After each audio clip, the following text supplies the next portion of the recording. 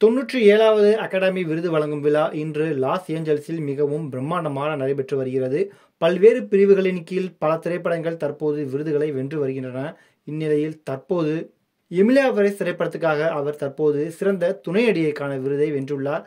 இவர் அவதார் படத்தில் ஹீரோயினாக நடித்துள்ளார். ஆஸ்கர் விருதை வாங்கியதும் மேடையில் அவர் கண்கலங்கி உருக்கமாக பேசியது ரசிகர்களையும் உருக வைத்தது. 2025ஆம் ஆண்டுக்கான ஆஸ்கர் விருது விழாவில் சிறந்த தயாரிப்புக்கான ஆஸ்கர் விருதை விக்கெட் திரைப்படம் வென்றுள்ளது. டியூன் பார்ட் 2 இந்த விருதை வெல்லும் என எதிர்பார்க்கப்பட்ட நிலையில் தற்போது சிறந்த தயாரிப்புக்கான விருதை விக்கெட் திரைப்படம் வென்றுள்ளது. சிறந்த ஆவண குறும்படத்திற்கான விருது தற்போது அறிவிக்கப்பட்டுள்ளது.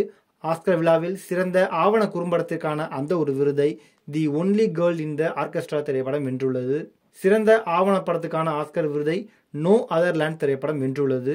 சிறந்த இசைக்கான விருதினை டியூன் பார்ட் 2 வென்றுள்ளது.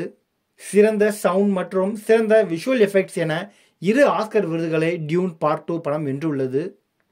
ஆஸ்கர் வின்னரும் ஜேம்ஸ் பாண்ட் பட ஹீரோயினுமான ஹாலி பெர்ரி ஆஸ்கர் மேடையில் ஜேம்ஸ் பாண்ட் படங்களை புகழ ஏகப்பட்ட ஜேம்ஸ் பாண்ட் படங்களின் ஏவி திரையிடப்பட்டது. அதன் பின்னர் சப்ஸ்டன்ஸ் பட நடிகை மார்கரெட் குவாலி மேடைக்கு வந்து ஜேம்ஸ் பாண்ட் தீமில் ஆட்டம் போட்டு ரசிகர்களை குஷிப்படுத்தினார். ஆஸ்கர் விருது விழாவில் சிறந்த ஆடை வடிவமைப்பாளருக்கான விருதை விக்கெட் படத்தின் ஆடை வடிவமைப்பாளர் பால் தேஸ்வெல் வென்றார். இந்த ஆஸ்கர் விருதை வெல்லும் முதல் கருப்பின மனிதர் நான் தான் என உணர்ச்சி பூர்வமாக சொல்ல ஒட்டுமொத்த அரங்கமே எழுந்து நின்று கைத்தட்டியது.